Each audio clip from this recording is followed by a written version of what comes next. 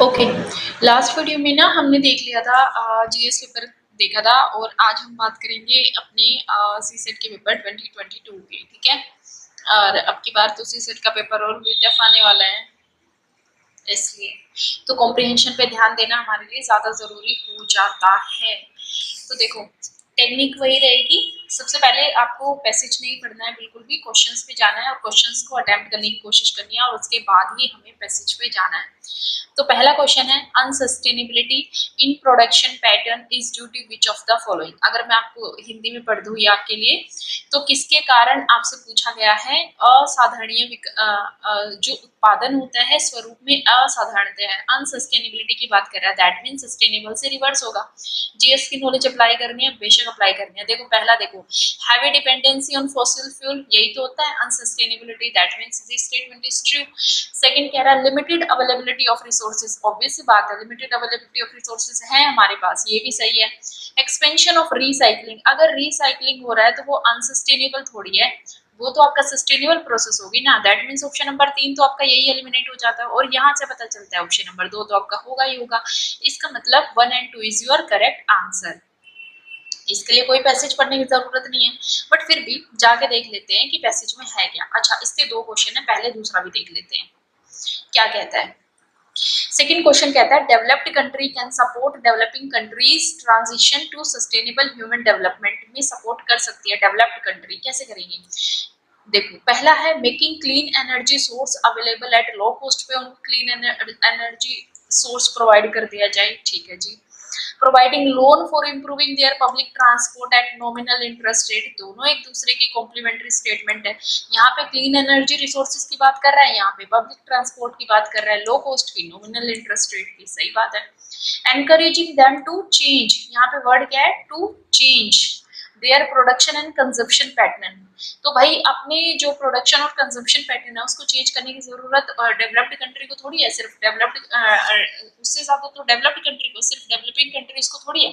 तो इसका मतलब ये भी गलत हो गया, ये गलत होते अपने आप क्या आ गया आपका आंसर 1 एंड 2। तो यहाँ से पता चलता है कि आपको क्या कहते हैं पैसेज पढ़ने की जरूरत नहीं है, बट फिर भी कंफर्म कर लेते हैं, पहला अनसस्टेनेबिलिटी और दूसरा डेवलप्ड कंट्री कैसे हेल्प कर सकती है डेवलपिंग कंट्रीज की।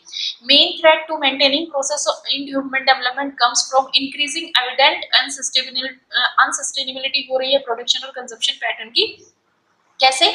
करंट प्रोडक्शन मॉडल किस पे रिलाई करता है, हैवी ऑन फॉसिल फ्यूल, तो पहला ऑप्शन करेक्ट हो गया। We know that this is unsustainable because the resources are finite, यानी कि आपके पास लिमिटेड नंबर ऑफ रिसोर्सेज है, second option is correct. The close link between economic growth and green house need to be served for the human development to become truly sustainable. Some developed country have begun to alleviate their worst effect by expanding recycling. अब देखो यहाँ पे तो उसने कहा है ना वो alleviate कर रहे हैं, एलिविएट कर रहे हैं उनके वर्स्ट इफेक्ट को बाय एक्सपेंडिंग रीसाइक्लिंग, इसका मतलब वो सस्टेनेबल की तरफ जा रहे हैं। दैट मींस ऑप्शन नंबर 3 आपका इनकरेक्ट हो गया। और इन्वेस्ट कर रहे हैं पब्लिक ट्रांसपोर्ट में, इंफ्रास्ट्रक्चर में, but most developing countries are hampered by high cost. अगर उनको हाई कॉस्ट की वजह से दिक्कत हो रही है और लो अवेलेबिलिटी ऑफ क्लिनिक रिसोर्सेज की वजह से दिक्कत हो रही है, तो यही तो पूछा है कि डेवलप्ड कंट्रीज कैसे डेवलपिंग कंट्रीज की हेल्प कर सकते हैं। इसका मतलब ये जो परेशानी आ रही है उनको दूर करके developed country need to support developing countries transition to sustainable human development. ये क्वेश्चंस यूपीएससी ने डायरेक्ट लाइन उठा के पूछे, क्यों, क्योंकि इसका आंसर यहाँ पे दिया हुआ है, ठीक है। इसका मतलब हमारे दोनों के दोनों आंसर्स करेक्ट हो जाते हैं, ये आपका कंफर्म भी हो जाता है। अब आ जाते हैं हम क्वेश्चन नंबर 3। देखो क्वेश्चन नंबर 3 क्या कहता है, according to the passage given about deforestation denudation will ultimately lead to which of the following. अब इसके लिए आप पैसेज थोड़ी पढ़ोगे, क्या आप डिफॉरेस्टेशन हम जीएस में नहीं पढ़ते, डेनोडेशन प्रोसेस हम जीएस में नहीं पढ़ते। तो देखो डिफॉरेस्टेशन और डेनोडेशन से उसने पूछा, यहाँ पे वर्ड जो ध्यान देने वाली बात है, अगर ये आपका जीएस में होता तभी भी, और यहाँ पे उसने पूछा अल्टीमेटली क्या होगा, आखिरकार क्या हो जाएगा, ठीक है। देखो भाई डिफोरेस्टेशन हो गया, तो सेकंड ऑप्शन देखो इसने कहा shortage of land for the common man. अगर डिफोरेस्टेशन हो गया, जहां से आपकी फॉरेस्ट खत्म हो गई, तो वो तो आपके पास जमीन ज्यादा हो गई ना, अब उस जमीन का आप यूज कर सकते हो कल्टीवेशन के लिए, तो इसका मतलब कॉमन मैन के लिए लैंड की शॉर्टेज तो नहीं हुई, अब लोग अपनी जरूरतों को पूरा करने के लिए यही तो कर रहे हैं। इसका मतलब option number B is incorrect, option number B incorrect होते आपका ऑप्शन निकल गया 1 and 3। Depletion of soil resources और lack of water for the cultivation cultivation, obviously बात है बारिश किससे आती है, पेड़ पौधों से आती है। सोयल रिसोर्सेज का डिप्लीशन होगा, क्योंकि अगर डिफोरेस्टेशन होगा और अगर बारिश आ भी जाती है तो क्या होगा, जो ऊपरी परत है वो हट जाएगी क्योंकि पानी बह के चला जाएगा। ठीक है, इसका मतलब आपको पैसेज पढ़ने की जरूरत नहीं है यहाँ से, पर देख लेते हैं। Unless the forces and tendencies which are responsible for destroying the country's environment and checking in the near future and afforestation of degraded area is taken up on a massive scale, the harness of the climate condition and soil erosion by wind and water will increase to such an extent that agriculture, which is manifested to our people, will gradually become impossible। यही तो कह रहा है, ये soil erosion चला जाएगा और water की scarcity हो जाएगी। The desert country of the world and our own desert area Rajasthan are a grim reminder to consequences of large scale deforestation। Pockets of deforestation landscapes are now appearing in other parts of the country। यहाँ भी आ रहे हैं जहाँ पे ये सब कुछ, आप यहाँ पे देखो वहीं पे पहले पैसेज में बता दिया, इसका मतलब आगे पढ़ने की जरूरत नहीं है आपको उसकी। ठीक है, ओके जी, अगले क्वेश्चंस देख लेते हैं। जिस तरीके के क्वेश्चन पेपर आ रहे हैं ना उसमें आपको कॉम्प्रिहेंशन पे बहुत ध्यान देने की जरूरत है। देखो क्वेश्चन नंबर 11 क्या कहता है, which one of the following statement best reflect the message of the author of the message. ठीक है, कौन सा बेस्ट मैसेज को कौन सा रिफ्लेक्ट कर रहा है। तो पहला देखो, पहला क्या कहता है, we assume that in a democracy any politician is qualified to administer a state। हम ये assume करके चलते हैं, यहाँ पे तो उसने मैसेज की बात कर रहा है तो मैसेज में आप assume थोड़ी करोगे। ओके जी, politicians should be selected from those trained in administration. जो एडमिनिस्ट्रेशन में ट्रेन है, यानी जो आईएएस है, आईपीएस वगैरह ये ऑफिसर्स हैं, इनको आपका पॉलिटिशियन होना चाहिए। ठीक है, लेकिन आपका कॉन्स्टिट्यूशन तो ऐसा नहीं कहता कि पॉलिटिशियन इन्हीं को होना चाहिए, कोई भी हो सकता है। We need to devise a method of bearing incompetency from the public office। इसी की तो जरूरत है। That means ये फ्यूचरिस्टिक सॉल्यूशन की आपको बात करता है, और ऐसे स्टेटमेंट जो फ्यूचरिस्टिक सॉल्यूशन की बात करते हैं वो स्टेटमेंट क्या होती है, करेक्ट स्टेटमेंट होती है। As voters select their administrator, the eligibility of politician to administer of a state cannot be questioned। क्यों नहीं क्वेश्चन की जा सकती है, एक डेमोक्रेसी है। That means ऑप्शन नंबर 4 तो आपका बिल्कुल ही गलत है। अगर मैं इसको हिंदी में पढ़ दूं, चूंकि मतदाता अपने प्रशासकों को चुनते हैं, राज्य का प्रशासन करने की राजनीतिक योग्यता पे प्रश्न नहीं उठाया जा सकता। क्यों नहीं उठाया जा सकता, वो कोई, हमें कोई ऐसी पद्धति सोच निकालने की जरूरत है जिससे सार्वजनिक पद पर योग्यता को दूर किया जा सकता है। ये सही बात है। राजनीतिक प्रशासन में प्रशिक्षित लोगों में से चुना जाना चाहिए। ऐसे बहुत सारे राजनीतिक हैं जो प्रशासन में प्रशिक्षित नहीं है फिर भी अच्छा काम कर रहे हैं। हम मान लेते हैं कि गणतंत्र में कोई भी राजनीतिक देश को चलाने के योग्य है। ये इसका मैसेज, इस पैसेज का मैसेज नहीं है। अब देख लेते हैं क्या कहता है passage. In simple matter like shoe making, देखो ये कह रहा है अगर हम सिंपल से सिंपल मैटर लेते हैं शो मेकिंग, तो हम सोचते हैं स्पेशली ट्रेन पर्सन होना चाहिए जो हमारे पर्पस को सोल्व करे। बट पॉलिटिक्स में हम ये पहले से मानते हैं कि एवरीवन, हर कोई जो जानता है हाउ टू गेट वोट्स, जिसको ज्यादा वोट मिलते हैं वो आपका एडमिनिस्टर करता है। ठीक है, इसमें तो जिसको ज्यादा वोट मिले। When we are ill we call, हम क्या करते हैं जब बीमार होते हैं तो फिजिशियन को बुलाते हैं, जिसके लिए ऑब्वियसली बात है डिग्री इज अ गारंटी मानी जाती है कि हाँ उसको पता है इस चीज का। We do not ask for handsome physician और most eloquent one। well then when the whole state is ill तो should we not look for the service and guidance। यानी वो क्या कर रहा है, हमें सॉल्यूशन नहीं देखना चाहिए। दैट मीन्स वो सॉल्यूशन की बात कर रहे हैं। ठीक है, तो ये आपका सॉल्यूशन कहाँ पे दिखता है, ये यहाँ पे उसने कहीं नहीं कहा कि उनको जो पॉलिटिशियंस होते हैं उनको ट्रेनिंग की जरूरत होती है, उसने कहीं नहीं कहा। ठीक है, उसने सिर्फ इतना कहा है कि आपको क्या करना चाहिए, हमें सर्विस की जरूरत है, for service and guidance of the wisest and the best. ठीक है, ओके, आ जाते हैं आपके क्वेश्चन नंबर 12 की तरफ। क्या कहता है आपका question number 12, Why is the methodology adopted in India to count the poor debatable। हमारे यहाँ डिबेटेबल क्यों। अब ये जीएस की तो नॉलेज है, हम जीएस में ही तो पढ़ते हैं कि जब हम जो भी गरीबी रेखा जिसको बोलते हैं, हम जब उसको देखने जाते हैं तभी तो कंफ्यूजन होती है कि कैसे देखा जाए। ओके जी, पहला देख लो क्या है। There is some confusion regarding what constitute the poverty line, कि पॉवर्टी लाइन में क्या होना चाहिए। ऐसा नहीं है, अगर कंफ्यूजन होगा तो फिर पॉवर्टी लाइन कैसे बनेगी, ऑब्वियस ही बात है। There are wide diversities in the condition of rural and urban poor. Condition diversity से तो कोई मैटर नहीं करता, ये पुअर जो आपकी रूरल एरिया है और जो अर्बन एरिया है वहां पे तो पॉवर्टी लाइन अलग अलग होती है, सबकी वैल्यूज अलग होती है। There is no uniform global standard for measuring income poverty. ठीक है जी। इनकम पॉवर्टी के लिए कोई यूनिफॉर्म स्टैंडर्ड नहीं है। अब पीपीपी जो आया वो क्या है? It is based on the proposition of poverty as mere income and और बाइंग कैपेसिटी। इसका मतलब ये सिर्फ किस पे डिपेंड करता है? इनकम और बाइंग कैपेसिटी पे ही डिपेंड करता है, जबकि और भी तो फैक्टर ऐसे आते हैं ना पॉवर्टी को लेके। इसका मतलब क्या हो गया? आपका D option is your correct answer. यहाँ से पता चलता है, देख लेते हैं क्या कहता है डी ऑप्शन। पॉवर्टी लाइन हमारे यहाँ क्वाइट अनसेटिस्फैक्टरी जो क्वेश्चन पूछा है, when it comes to grasping the extent of poverty in India, it is not only because of its extremely narrow definition is of who is poor and the debatable methodology used to count the poor, but also because of the fundamental assumption underlying it. ये देखो ये कह रहा है ना, it exclusively rely on the notion of the poverty as insufficient income और insufficient purchasing power. ये इस पे rely करते हैं, इसलिए debatable है।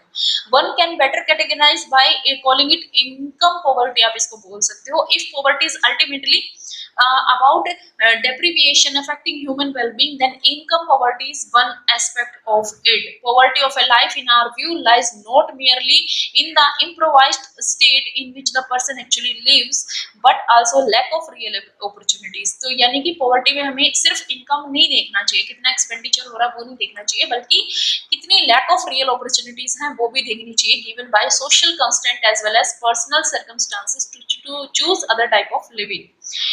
Even the relevance of low income, marriage possession, and other aspects of what are standardly seen as economic poverty relate ultimately to their in circulating capability, that is role of the severely restricting the choice people have to lead variable and valued. इसका मतलब यहाँ पे क्या कह रहा है?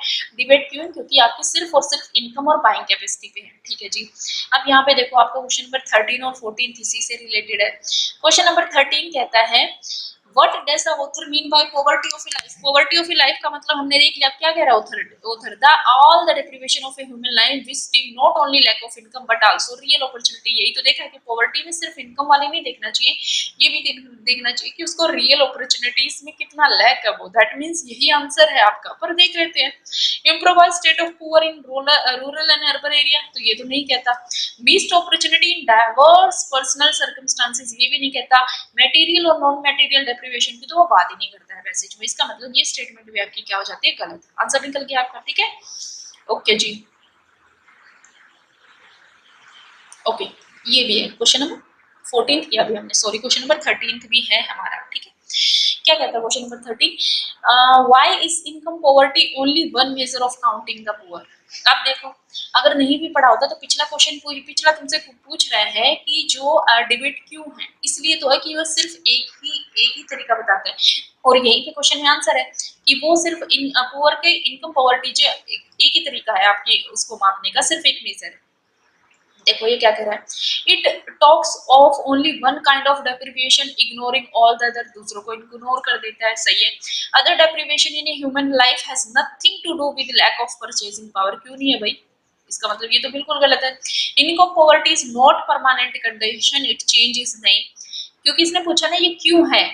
Income poverty restrict human choice only, income poverty restrict human choice only at a point of time. इसका मतलब क्या है? वो सिर्फ एक नजर है, क्योंकि वो दूसरी सारी कंडीशंस को क्या कर देता है?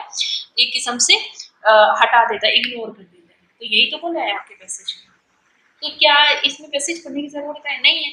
और अगर आप कंफ्यूज होते हो तो एक दो उसमें कंफ्यूज होते हो। अब ये बड़ा सही लगा, इसमें क्या है कि आपको तीन क्वेश्चंस पूछे गए और तीनों असम्पशंस में। इसका मतलब असम्पशंस एक नहीं हो सकती, मल्टीपल असम्पशंस हो सकती है। देख लेते हैं, क्वेश्चन नंबर है 21 कह रहा है based on the above assumptions बतानी है। पहला कह रहा है देखो, development of agriculture technology is confined to developed countries. क्या एग्रीकल्चर टेक्नोलॉजीज में जितनी भी डेवलपमेंट होती है वो डेवलप्ड कंट्रीज तक ही सीमित होती है? ऐसा तो नहीं है, India is a developing country, but हमारे यहाँ एग्रीकल्चर में डेवलपमेंट टेक्नोलॉजीज डेवलप कर रही है नहीं कर रही? इसका मतलब ये गलत है असम्पशन। आपको ये वो वाली ट्रिक तो मुझे नहीं समझ में आती कभी कि पैसे से उल्टा जाके देखो क्या कहता है वो। दूसरा है agricultural technology is not adopted in developing country, क्यों नहीं कर रही? हमने इंडिया में ही देखा कितनी कर रही है। तो इसका मतलब ये स्टेटमेंट भी आपकी गलत है। सीधा आंसर कहाँ आ गया आपका? Neither one neither two is your answer. बताओ इसमें कहाँ पैसेज पढ़ने की जरूरत है? देखो 22 कहता है फिर से assumption की बात कर रहा है, poor countries need to bring about change in their existing farming technology.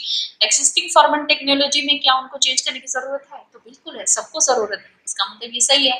Developed countries have better infrastructure and they waste less food. भाई डेवलप्ड कंट्रीज वाले लेस फूड कहाँ से वेस्ट करते हैं? ये थोड़ी मतलब बात है कि उनके पास बेटर इंफ्रास्ट्रक्चर है इसलिए वो लेस वेस्ट करते हैं। ठीक है, वेस्ट कम वो करेंगे ना जिनको जरूरतें कम होंगी। इसका मतलब बी ऑप्शन भी गलत हो गया, तो आपका ऑप्शन क्या है? आपका right option is option A. ठीक है, क्योंकि यहाँ पे वो सोल्यूशन की बात कर रहा है, उनको करने की जरूरत है, that is a reality check. Question number 23 कह रहा है, फिर से assumptions है, growing enough food for future generation will be a challenge. Challenge तो होगा, इसका मतलब सही है। Corporate farming is viable option for food security in poor countries. Corporate farming एक वाइबल ऑप्शन है पुअर कंट्रीज में फूड सिक्योरिटी के लिए। क्यों? क्या ये डेवलप्ड कंट्रीज में नहीं होगा? इसका मतलब क्या है? गलत है ये स्टेटमेंट। क्योंकि अगर मैं इसको आपके लिए हिंदी में पढ़ दूं, कॉर्पोरेट कृषि कृषि गरीब देशों में खाद्यान्न सुरक्षा के लिए एक लाभप्रद विकल्प है। आपको आप कैसे कह सकते हो? क्या पता ये लाभप्रद ना हो। ठीक है, इसका मतलब क्या है? One, option number one is your correct. पर हम देख लेते हैं एक बार कहाँ जाके आपके पैसेज। कहता है in some places in world, productivity of staples such as rice and wheat has reached a plateau. Neither new strains nor fancy agrochemicals are rising the yields, nor is there much unframed land left that is suitable to grow under the plow. If global temperature continue to rise, some places will become unsuitable for farming. Application of technology can help overcome in these problem. तो technology की तो application इसने बता दी। Okay ji, agricultural technology is changing fast. Much of these changes brought about the affluent farmer in the West and the Americas. Technologies developed in the West are being adapted in some place to make tropical crop more productive. Technology is of little use of it's not adopted in the developing countries that apply as much to existing farming techniques as it does the latest advance in the generic modification. That means दोनों में हो रहा है। इसने तो कहीं नहीं बात की कि वो सिर्फ वहीं तक कन्फाइंड है। Extending the smallholder and subsistence farming to Africa, Asia, best of the today's agriculture practice in such simple matter as how much fertilizer to apply and when would the greatly increase availability of food for humanity। देखो यहाँ पे उसने क्या कहा है कि यहाँ पे उसने बात की है ना पुअर कंट्रीज की, जहाँ पे उसने एग्जांपल दे दिया अफ्रीका और एशिया में, जहाँ पे स्मॉल लैंड होल्डर्स है, जहाँ पे आपकी सबसिस्टेंस फार्मिंग होती है, वहां पे क्या आपको कैसी कृषि अपनानी चाहिए कि आप ये अंदाजा लगा पाओ कि कितना फर्टिलाइजर यूज करना है, कितना नहीं करना है। वो कभी नहीं कह रहा कि आपको कॉर्पोरेट फार्मिंग का ही वर्ड नहीं दिया हो, उसने नहीं दिया हो तो उसको नहीं मानो भाई, ताकि आपकी क्या हो फूड बढ़ सके। इसका मतलब फूड की कमी है। So would think like better road and storage capacity to allow the carriage of surplus to the market and reduce wastage. उसने ये कहा है कि बेटर इंफ्रास्ट्रक्चर होता है तो वेस्टेज की कमी होती है, लेकिन उसने कभी ये नहीं कहा कि डेवलप्ड कंट्रीज में बेटर इंफ्रास्ट्रक्चर है और वहां के लोग वेस्ट कम करते हैं। ठीक है, तो इस तरीके से हमें यहीं पे क्या कर लेना है, अपने सारे के सारे आंसर्स को कंफर्म कर लेना है। आप मोस्टली क्वेश्चंस ऐसे होते हैं जिसके आंसर आप पहुंच जाते हैं। अगर 25 क्वेश्चन भी है तो 20 क्वेश्चन के आंसर इजीली हो जाते हैं, और 4-5 क्वेश्चन तो हमेशा ऐसे बने ही रहते हैं जिसके आंसर्स आप समहाउ ऐसा हो सकता है कि ठीक है अगर आप बहुत अच्छे से प्रैक्टिस नहीं कर पा रहे हैं तो आपके 18 क्वेश्चन बन रहे हैं, बट प्रैक्टिस करो। और क्योंकि जो मैथ्स और रीजनिंग वाला जो सेक्शन अब डिफिकल्ट होता जा रहा है तो उसका तो फिर कुछ नहीं कर सकते है ना, इसलिए।